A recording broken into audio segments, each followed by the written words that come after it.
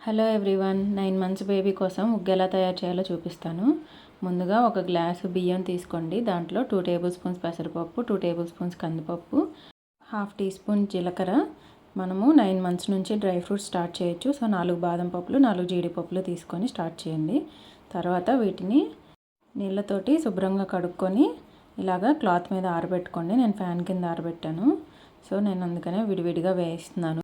ఒకవేళ ఎండలో ఆరబెట్టుకుంటే అన్నీ ఒకేసారి కలిపి వేయించుకోవచ్చు. కందిపప్పు, డ్రై ఫ్రూట్స్ వేయించేటప్పుడు మాత్రం లో ఫ్లేమ్లో పెట్టుకొని స్లోగా వేయించుకోండి. లోపల వరకు నీట్గా వేగుతాయి. తర్వాత ఇలాగా వేయించిన వాటన్నిటిని మిక్సీ జార్లో వేసుకొని మెత్తగా పిండిలాగా చేసుకోండి.